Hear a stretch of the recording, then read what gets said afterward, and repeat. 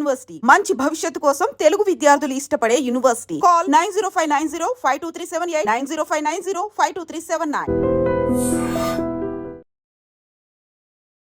నమస్కారం, welcome to I dream. ధర్మ మార్గం విత్ విజిత కార్యక్రమానికి స్వాగతం.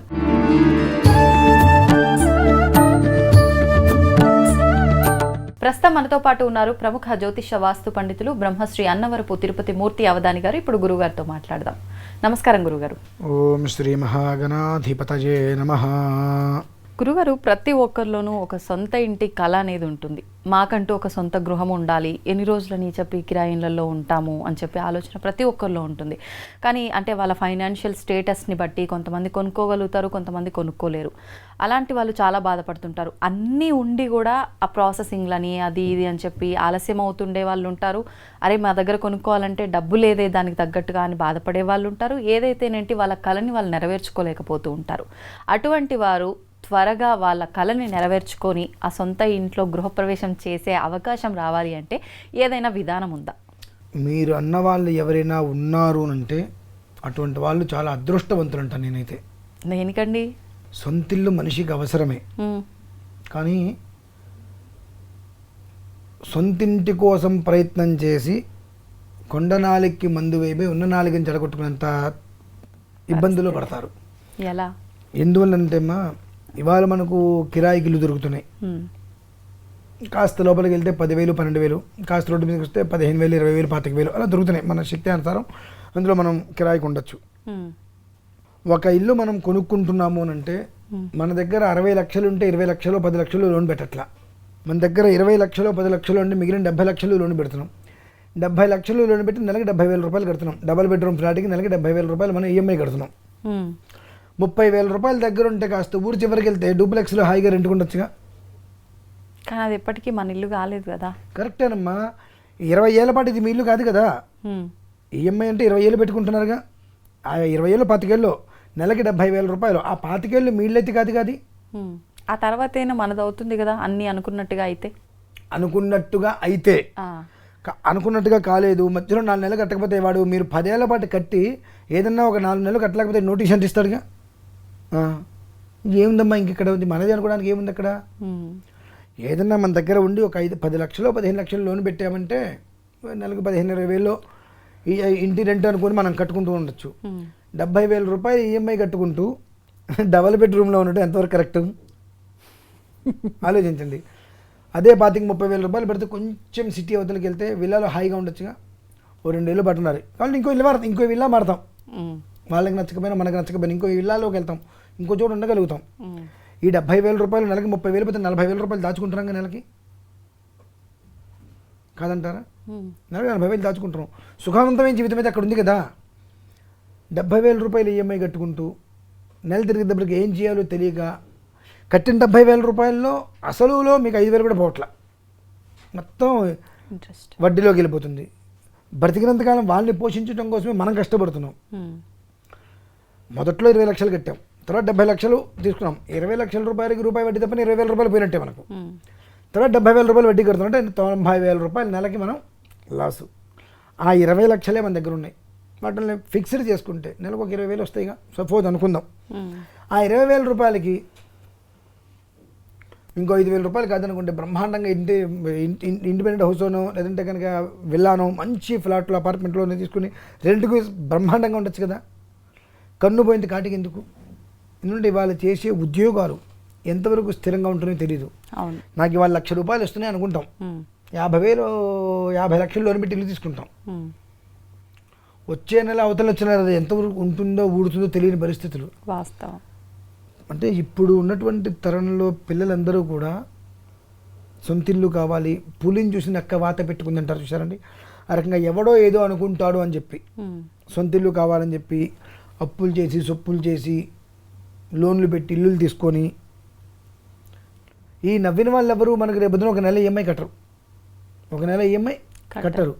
ఒకవేళ కర్మ ప్రార్థం బాలేక ఇల్లు ఈఎంఐ కట్టలేక ఏదన్నా జరిగి వాళ్ళు తీసేసుకుంటే వీడికి ఎంత గొప్పతనం దేనికి, అంత బలుపు దేనికి, ఉన్న దాంట్లో జాగ్రత్తగా ఉండొచ్చు, ఇంత అవసరమని వీళ్ళే మళ్ళీ అంటారు. ఇప్పుడు సార్ నీకు సొంత ఇల్లు లేదా అన్న వాళ్ళే పోగొట్టుకున్నాళ్ళే అని 2 మాటలు వాళ్ళే మాట్లాడతారు. కాబట్టి ఎవడో ఏదో మాట్లాడతారని చెప్పి నీ జీవితాన్ని నువ్వు పాడు చేసుకోవద్దు. నీకెంత వస్తుంది, నేను ఎంత వ్యవస్థ చేసుకోగలను, నా జీవితానికి విధానం ఏంటి, నాతో పాటు ఉండేది ఎవరు, నిలబడి ఉండేవాళ్ళు ఎవరు అర్థం చేసుకోవాలి. దాన్ని అనుసరించి మనం వెళ్ళామనుకోండి, 15,000 రూపాయలు డబుల్ బెడ్రూమ్ తీసుకున్నది హ్యాపీగా అనిపించిందా? న్యాయంగా అనుకుందాం. మీ దగ్గర నిజంగా 50 లక్షలు చేతిలో ఉన్నాయి, 20 లక్షలు ఉంటే నాకు ఇల్లు వస్తుంటే లోనికి వెళ్ళండి అంతే. అది మీకు 20,000 రూపాయలకి ఈఎంఐ అనేటువంటిది రెంట్ కడుతున్నట్టే ఉంటుంది, పెద్ద ఇబ్బంది ఉండదు. కానీ మనం ఎప్పుడైతే కనుక మన స్థాహతకి మించి ఈఎంఐకి వెళ్తామో, మీరు 10 ఏళ్ళు కట్టినా 25 ఏళ్ళు కట్టినా ఇంకొక సంవత్సరంలో పూర్తవుతుంది అన్నా 4 నెలలు కట్టకపోతే వాడు ఇంటికి నోటీస్ పంపిస్తాడు.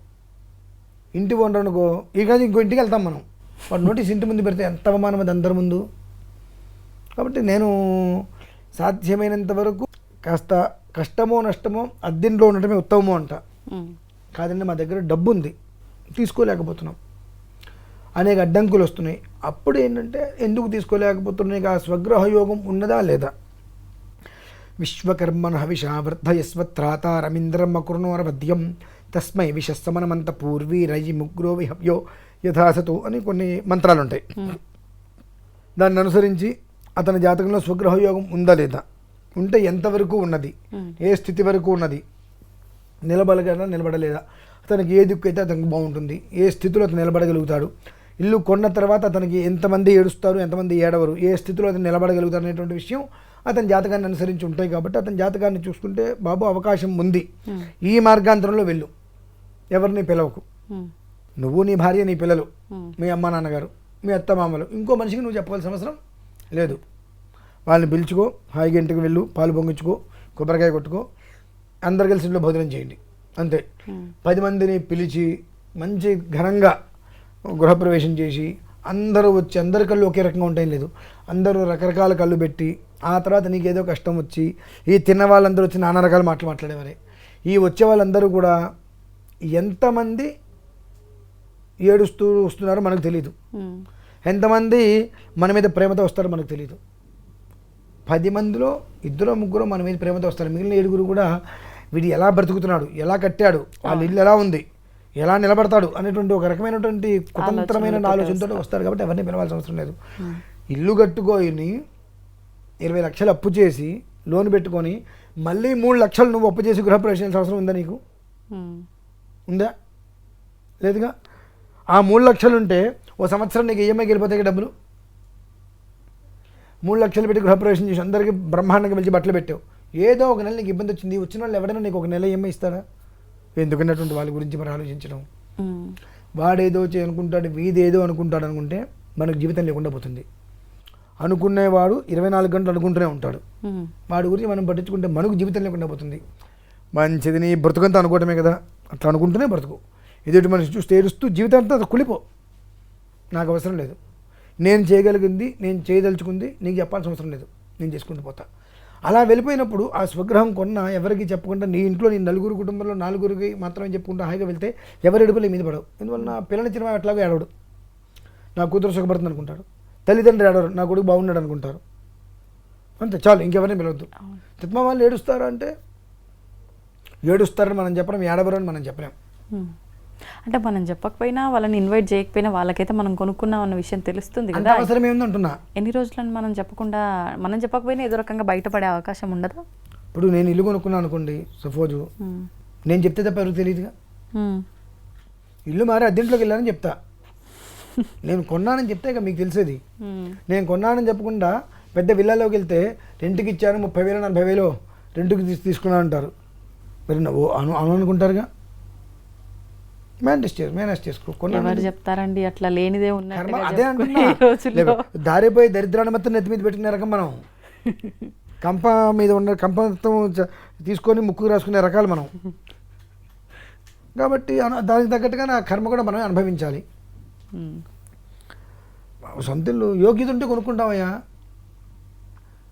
వీడి సొంతిల్లు కొనుక్కోలేదట, కొనుక్కోలేదు మంచిది, కొనుక్కున్నాం, ఎంతమందిని ముంచాడో, వీడు సొంతిల్లు కొన్నట్ట, 2 ప్రమాదమే.